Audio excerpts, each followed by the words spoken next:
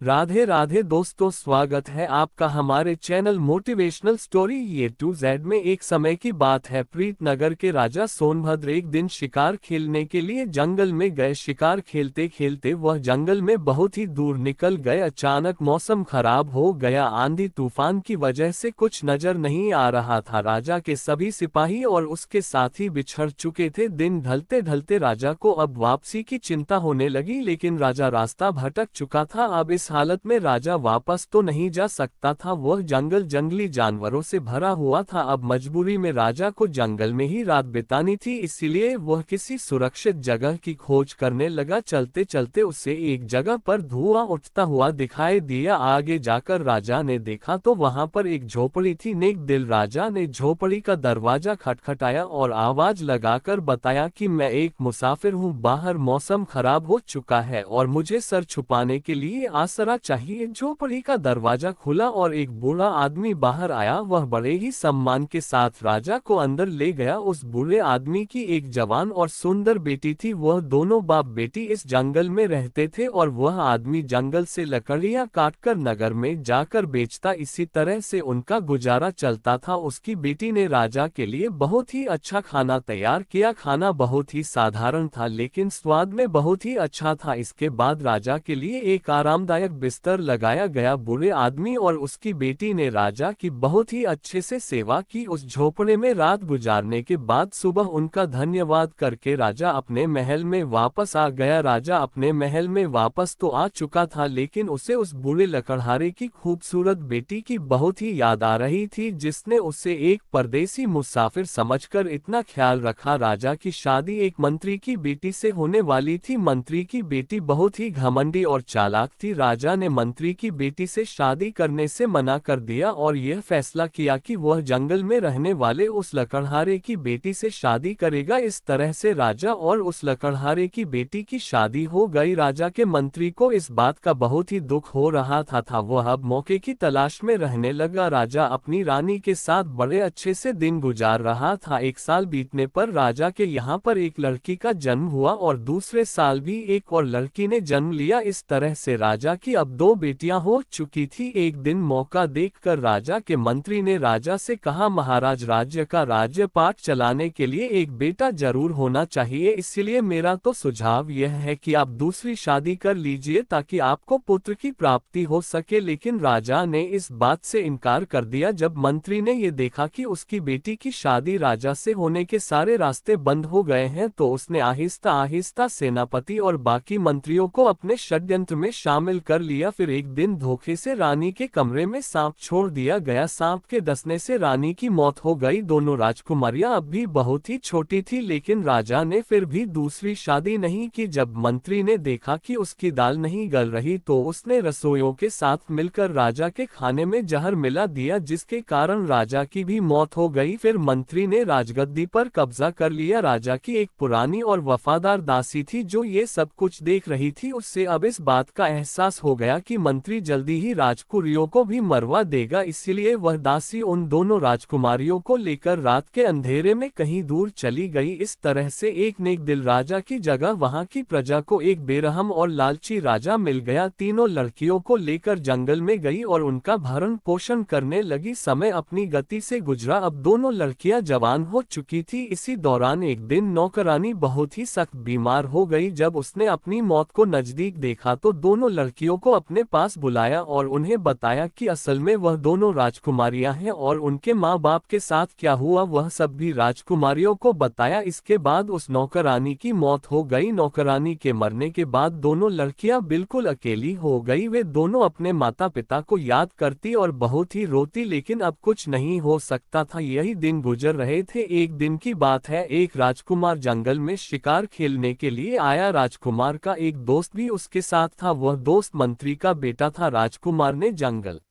में 2 तीरों का शिकार किया और फिर अपने दोस्त को उनका मांस पकाने के लिए कहा। खुद राजकुमार एक घने पेड़ के नीचे आराम करने लगा। मंत्री के बेटे ने आग जलाकर तीरों का मांस पकाना शुरू किया कि तभी उसकी नजर सामने ने एक झोपड़ी पर पड़ी, जहां पर एक बहुत ही सुंदर लड़की खड़ी हुई थी और वह मंत्री के बेटे को बड़ी ही हैरानी से देख रही थी। जब मंत्री के बेटे ने उसे देखा तो वह भी हैरान रह गया कि इस वीरान जंगल में इतनी सुंदर लड़की कहां से आ गई। मंत्री का बेटा उस लड़की के पास गया और उसे अपने बारे में सारी जानकारी दी। इतने में उन्हें जलने की बू आने लगी। मंत्री का बेटा भागकर वापस आया तो देखा कि जो मांस वह पका रहा था वह जल चुका था। अब वह बहुत ही परेशान हो गया तो लड़की कहने लगी, हटो, मैं तुम्हारे लिए ये तीतर पका देती हूँ। फिर उसने मान पीकर मंत्री के बेटे को दे दिया। राजकुमार, जो कि बहुत ही देर से इंतजार कर रहा था, सोच रहा था कि मेरे दोस्त ने इतनी देर क्यों लगा दी। पहले तो वह इतनी देर कभी नहीं लगाता था। मंत्री का बेटा जब पका हुआ मांस लेकर वापस आया, राजकुमार ने जब वह खाया तो वह हैरान रह गया और मंत्री के बेटे से पूछा, आज तुमने इतना स्वादिष्ट मांस कैसे पका लिया? आज से पहले तो तुम्हारे हाथ में इतना स्वाद नहीं था। तब मंत्री के बेटे ने उसे यह बताया कि यहाँ से थोड़ी ही दूरी पर एक झोपड़ी है जहाँ एक खूबसूरत लड़की रहती है। उस लड़की ने यह मांस पका कर दिया है क्योंकि मैं तो सिर्फ उसे ही देखता रह गया। दूसरी तरफ छोटी राजकुमारी जब वापस अपनी झोपड़ी में आई, जो कि नदी पर कपड़े धोने के लिए गई हुई थी, तो बड़ी राजकुमारी ने उसे मंत्री के बेटे का सारा किस्सा सुनाया कि कैसे वह मुझे देखता ही रह गया। तब छोटी बहन ने बड़ी बहन से कहा, तुम देखना, वह अब राजकुमार को लेकर वापस आएगा और तुम इतनी सुंदर हो कि राजकुमार तुम्हें पसंद कर लेगा। तुम राजकुमार के साथ चली जाना और उसके साथ शादी कर लेना, लेकिन उसे मेरे बारे में मत बताना। बड़ी राजकुमारी ने सारी बात सुनी तो कहने लगी, नहीं, मैं तुम्हें छोड़कर कहीं नहीं जाऊंगी। तब छोटी राजकुमारी ने उसे समझाते हुए कहा, देखो बहन, मैं भी तुम्हारे पीछे ही आऊंगी, पर हमारा ये रिश्ता अब इस दुनिया के सामने नहीं आना चाहिए। ये कहते हुए वह बाहर गई। जब वह वापस झोपड़ी में आई तो उसके पास बहुत ही छोटे छोटे सफेद फूल थे। वह फूल उसने अपनी बड़ी बहन को देते हुए कहा, जब राजकुमार तुम्हें लेकर जाएगा तो तुम सारे रास्ते ये फूल एक एक करके गिराती रहना। इस तरह से मैं इन फूलों का पीछा करते हुए तुम तक पहुंच जाऊंगी। सारी बात समझाने के बाद छोटी बहन झोपड़ी से बाहर निकलकर एक पेड़ के पीछे छुप गई। इतने में राजकुमार मंत्री के बेटे के साथ वहां पर आ गया। जैसे ही उसकी नजर बड़ी राजकुमारी पर पड़ी, वह उसे देखकर उससे प्रेम करने लगा। राजकुमार ने पूछा, आप इस जंगल में अकेली क्यों रहती हैं? राजकुमारी अपनी छोटी बहन के द्वारा समझाई हुई बातें राजकुमार को बताने लगी और कहने लगी, मैं यहाँ पर अपने माता पिता के साथ रहती थी। मेरी माँ की तो मौत हो चुकी थी, जबकि मेरे पिता एक लकड़हारे थे। जंगल से लकड़ियाँ काटकर उन्हें बेचकर हम लोग गुजारा करते थे। कुछ दिन पहले ही मेरे पिता की भी मौत हो गई। अब इस दुनिया में मेरा कोई नहीं है, इसलिए मैं अकेली ही कहती हूँ। राजकुमार ने जब ये सुना तो फौरन राजकुमारी के सामने शादी का प्रस्ताव रख दिया और अपने साथ चलने के लिए कहने लगा। राजकुमारी उसके साथ जाने के लिए तैयार हो गई। चलते समय राजकुमारी ने एक गठरी उठा ली जिसमें सफेद फूल थे। राजकुमार ने उसे अपने साथ अपने घोड़े पर बिठा लिया और वे लोग चलने लगे। रास्ते में बड़ी बहन एक एक करके वह सफेद फूल गिराती जा रही थी। दूसरी तरफ छोटी राजकुमारी पेड़ की ओर से बाहर निकली और उन सफेद फूलों का पीछा करने लगी। राजकुमार बड़ी बहन को लेकर सीधा महल में पहुंचा और अपने माता पिता के पास लेकर गया। उसने अपने माता पिता को सारी बात बताई और यह भी कहा कि वह इस लड़की से प्रेम करता है और इसी के साथ दूसरी शादी करना चाहता है। असल में राजकुमार की पहले भी एक पत्नी थी, लेकिन वह बहुत ही घमंडी और नकचरी थी। उसकी माँ भी उसके साथ महल में रहती थी, साथ ही वह अभी तक राजकुमार को कोई संतान नहीं दे पाई थी। शायद इसीलिए राजकुमार ने दूसरा विवाह किया था। जब उन दोनों को पता चला कि राजकुमार दूसरी शादी करने वाला है तो उन्हें बड़ा ही गुस्सा आया, पर वे दोनों जानती थी कि राजकुमार जिस बात की ठान लेता है वह करके ही रहता है, इसीलिए उसने शादी के लिए बनावटी खुशी का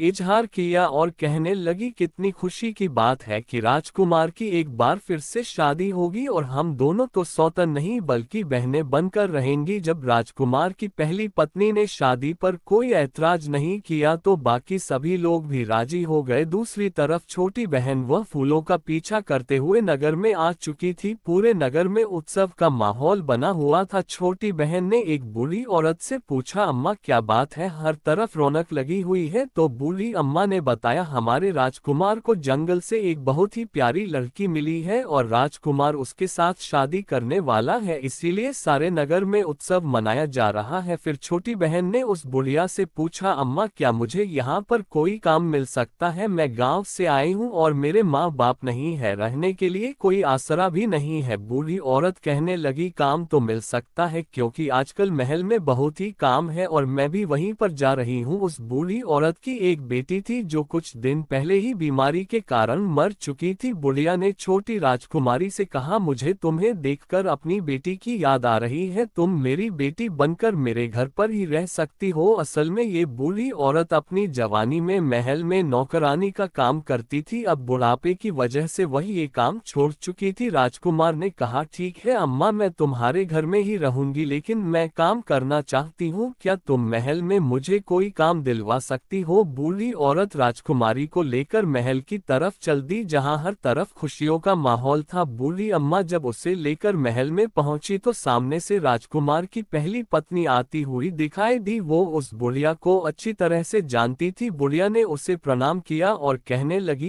यह मेरी भांजी है और आज ही गांव से आई है, इस बेचारी के माँ बाप मर चुके हैं, मेरी आपसे प्रार्थना है कि आप इसे महल में दासी के रूप में रख लीजिए। राजकुमार की पहली पत्नी ने छोटी बहन को बड़े ही ध्यान से देखा और फिर उसे लेकर अपने कमरे में चली गई। कहने लगी, सुनो लड़की, तुम इतनी दूर अपने गांव से यहाँ पर काम करने के लिए आए हो, मुझे लगता है कि तुम्हें अपनी गरीबी मिटाने के लिए न की आवश्यकता होगी। अगर तुम यहाँ पर मेरी खास नौकरानी बनकर रहोगी और मेरे बताए हुए काम करोगी तो मैं तुम्हें ढेर सारी दौलत दूंगी, क्योंकि बाकी सभी दासियां इस महल में पुरानी हैं और वह मेरा साथ नहीं देंगी। तुम्हें उन सब से बचकर मेरे लिए काम करना होगा, बोलो क्या तुम्हें यह मंजूर है? छोटी बहन ये जान चुकी थी कि यह राजकुमार की पहली पत्नी है और इसकी बातों से उसे किसी साजिश की बू आने लगी। बात को समझते हुए वह जल्दी से बोली, रानी जी मैं आपकी हर बात मानूंगी। उसकी बात सुनकर वह मुस्कुराती हुई बोली, अभी तो मैं रानी नहीं बनी हूँ, जब राजकुमार राजा बन जाएगा तब मैं रानी बनूंगी। छोटी बहन ने कहा, आप चिंता ना करें, ईश्वर ने चाहा तो आप जल्दी ही रानी बन जाएंगी। यह सुनकर राजकुमार की पहली पत्नी कहने लगी, तुम तो बहुत ही काम की चीज हो, बस तुम आज से ही महल में मेरे लिए काम करने लगो और मेरे कहे के मुताबिक चलना। छोटी बहन ने कहा, जी बिल्कुल, आप बिल्कुल बेफिक्र रहिए, मैं अपना हर काम पूरी मुस्तैदी से करूंगी। इसके बाद वह दोनों बड़ी राजकुमारी यानी बड़ी बहन के कमरे में गई। पहली पत्नी कहने लगी, ये लड़की आज से आपकी दासी है, तुम्हें जो भी काम करवाना हो इससे करवा लेना। अब बड़ी बहन ने जब अपनी छोटी बहन को देखा तो बहुत ही खुशी और कहने लगी, आप कितनी अच्छी है। राजकुमार की पहली पत्नी कहने लगी, महल में मुझे बहुत सारे काम है, मैं जरा वह देखने जा रही हूँ। उसके जाते ही दोनों बहनें एक दूसरे के गले लग गई। छोटी बहन ने अपनी बड़ी बहन को ये सच्चाई नहीं बताई कि यहाँ महल में आकर उसे क्या काम करना है। 2 दिन के बाद राजकुमार की शादी बड़ी बहन के साथ हो गई। सभी लोग बहुत ही खुश थे सिवाय राजकुमार की पहली पत्नी के। छोटी बहन हमेशा सारा दिन उसके साथ ही रहती और सोचती रहती कि दूसरी पत्नी से कैसे छुटकारा पाया जाए। कुछ दिनों के बाद बड़ी बहन गर्भवती हो गई। यह खबर राजकुमार की पहली पत्नी के लिए बहुत ही बुरी थी, क्योंकि अब तक वह राजकुमार को संतान ना दे सकी थी। दूसरी तरफ राजा रानी और राजकुमार बहुत ही खुश थे, अब तो बड़ी बहन का और भी ज्यादा ख्याल रखा जाने लगा। इधर छोटी बहन राजकुमार की पहली पत्नी के साथ मिलकर यह सोचने में लगी हुई थी कि क्या किया जाए। अब छोटी बहन भी बहुत ही परेशान रहने लगी। एक दिन मौका देखकर उसने अपनी बड़ी बहन से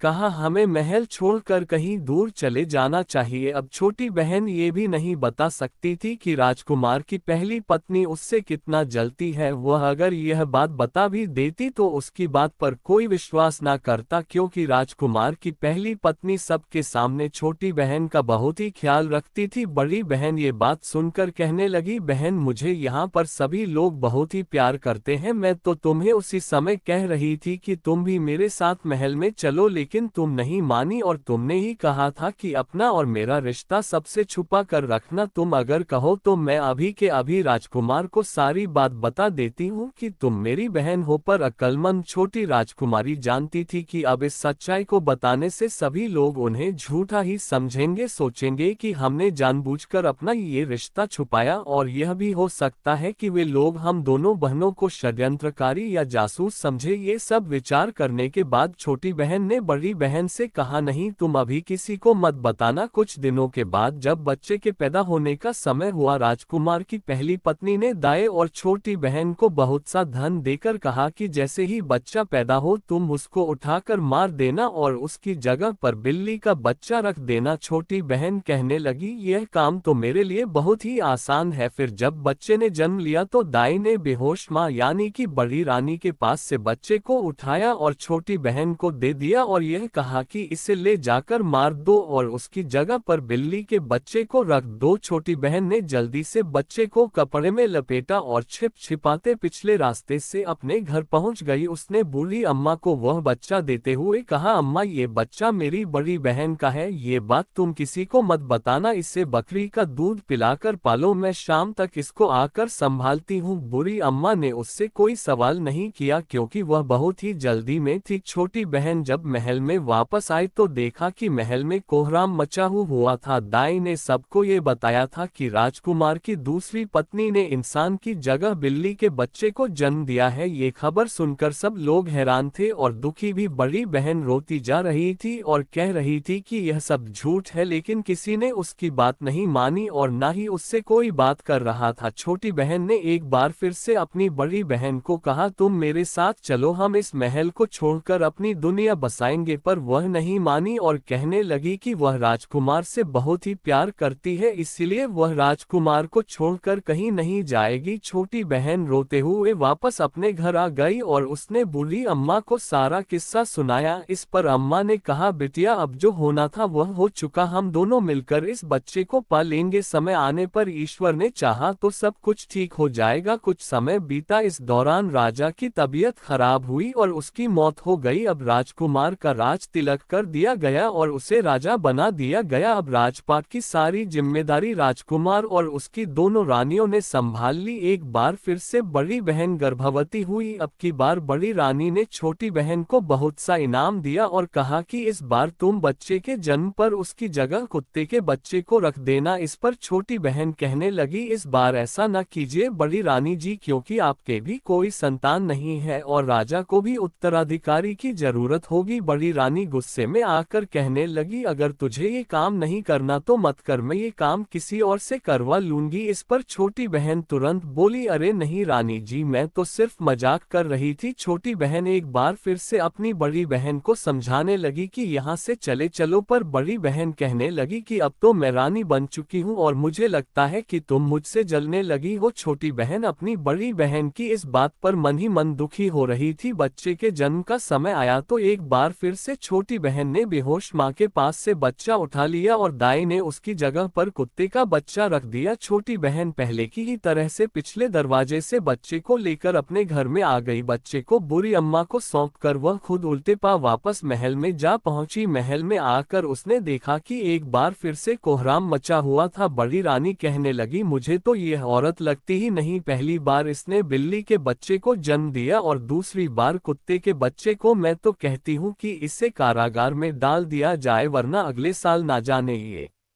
क्या पैदा करेगी। राजा भी अब इन सब बातों से परेशान हो चुका था। उसने अपने दोस्त को बुलाया जो कि अपने पिता की जगह अब मंत्री बन चुका था। उसे आदेश दिया कि छोटी रानी को तुरंत कारागार में डाल दिया जाए। मंत्री ने राजा को समझाने की बहुत ही कोशिश की कि ना जाने मुझे क्यों लगता है कि छोटी रानी निर्दोष है, लेकिन राजा ने उसकी एक ना सुनी। आखिरकार छोटी रानी को कारागार में डाल दिया गया। अब तो बड़ी रानी बहुत ही खुश थी क्योंकि सारी चीजें उसके मन के मुताबिक हो रही थी। दिन बीतने लगे। राजा को कभी कभी अपनी छोटी रानी की याद आती थी, पर साथ ही जब उसे बिल्ली और कुत्ते के बच्चे के बारे में याद आता तो वह अपनी रानी से नफरत करने लगता। दूसरी तरफ छोटी बहन ने बड़ी रानी से कहा कि अब उसकी शादी होने वाली है, इसलिए वह महल के काम को छोड़कर जा रही है। रानी को दासिया की कोई कमी तो थी नहीं। छोटी बहन अब बूढ़ी माँ और दोनों बच्चों को लेकर जंगल में अपनी उस झोपड़ी में वापस आ गई। वहां पर वे उन दोनों बच्चों को पालने लगे। 5 साल के बाद एक दिन राजा अपने मंत्री के साथ जंगल में शिकार खेलने के लिए आया। राजा और उसका मंत्री दोनों अपने घोड़े को नदी के किनारे पानी पिलाने के लिए गए। अभी वह पानी पी रहे थे कि क्या देखते हैं कि वहां पर बड़े ही सुंदर 2 बच्चे आए जिनके पास लकड़ी के घोड़े थे। आते ही वे दोनों बच्चे अपने लकड़ी के घोड़े को पानी पिलाने लगे और साथ में वह एक गाना भी गा रहे थे, काठ का घोड़ा लोहे की लगाम, चल पानी पी ले ओ मेरे गुलाम। राजा को ये सब देखकर बड़ी ही हैरानी हुई और वह उनके पास गया। उनसे पूछने लगा, प्यारे बच्चों, क्या लकड़ी के घोड़े भी कभी पानी पीते हैं और क्या लोहे की भी कभी लगाम होती है। इस पर बच्चे कहने लगे, अगर एक औरत कुत्ते के बच्चे को और बिल्ली के बच्चे को जन्म दे सकती है तो एक ना एक दिन ये लकड़ी के घोड़े भी पानी पेंगे। ये सुनकर राजा और मंत्री दोनों हैरान रह गए। राजा ने बच्चों से पूछा कि यह बात तुम्हें किसने सिखाए। इस पर बच्चे बोले, हमारी मौसी ने। राजा ने कहा, बच्चों मुझे अपनी मौसी के पास ले चलो। बच्चे राजा और मंत्री को उसी झोपड़ी पर ले आए जहां कुछ सालों पहले राजा आया था और बड़ी बहन को अपने साथ ले गया था। राजा ने जब वहां पर अपने महल की पुरानी दासी को देखा तो चौंक गया और पूछने लगा, लड़की यह बच्चे कौन है और यह सब क्या मामला है। छोटी बहन ने राजा से कहा, आप कुछ साल पहले यहाँ से जिस लड़की को लेकर गए थे मैं उसी की बहन हूँ। मुझे इस बात का अंदेशा था कि राजमहलों में अक्सर साजिशें की जाती हैं, षड्यंत्र रचे जाते हैं। राजा ने पूछा, तुम्हें पहले से यह अंदेशा क्यों था। वह कहने लगी, हम भी कोई साधारण लोग नहीं हैं बल्कि हम दोनों बहनें राजकुमारियां हैं। हमारे पिता भी आपकी ही तरह से राजा थे। वह एक बार जंगल में शिकार खेलने आए थे और रास्ता भूलकर मेरे नाना के घर जो कि एक लकड़े थे उनके पास आसरा ढूंढते हुए आए। वहीं पर उनकी मुलाकात हमारी माँ से हो गई। वे दोनों एक दूसरे को पसंद करने लगे और फिर दोनों ने शादी कर ली। लेकिन महल में न सिर्फ हमारी माँ के खिलाफ षड्यंत्र रचा गया बल्कि हमारे पिता को भी उसका शिकार होना पड़ा और इस तरह से षड्यंत्रकारियों ने हमारे माता पिता को मार डाला। हमारे महल की एक दासी हम दोनों को यहाँ पर ले आई। इसके बाद हम इस जंगल में रहने लगे। इसलिए मैंने अपनी बहन से कहा था कि वह हमारे रिश्ते के बारे में किसी को ना बताए। अगर महल में सब कुछ ठीक ठाक चल रहा होता तो मैं कुछ ही समय के बाद सभी को सच्चाई बता देती, लेकिन महल में पहुंचते ही मुझे इस बात का पता लग गया था कि बहुत ही जल्दी मेरी बड़ी बहन के खिलाफ भी साजिश होने वाली है, क्योंकि आपकी पहली पत्नी ने भाग्य मुझे ही यह सब काम करने के लिए चुना था। वह ये नहीं जानती थी कि जिसके साथ मिलकर और जिसके खिलाफ वह साजिश कर रही है वह दोनों आपस में बहनें ही हैं। इसके बाद छोटी बहन ने शुरू से लेकर आखिर तक सारी बात राजा को बताई कि किस तरह से बड़ी बहन के बच्चों को कुत्ते और बिल्ली के बच्चों से बदला गया और यह भी बताया कि ये दोनों बच्चे कोई और नहीं बल्कि आपके ही बेटे हैं। राजा ने दोनों बेटों को गले से लगा लिया और सभी की आंखों में आंसू बहने लगे। सारी सच्चाई जानने के बाद राजा को भयंकर गुस्सा आया और वह कहने लगा कि वह अब बड़ी रानी को नहीं छोड़ेगा, लेकिन छोटी बहन ने उसे रोक लिया और कहा कि वह छोटी रानी की अपराधी है। पहले तो आप छोटी रानी को कारागार से निकालवाइए, उसके बाद छोटी रानी को यह अधिकार दीजिए कि वह बड़ी रानी के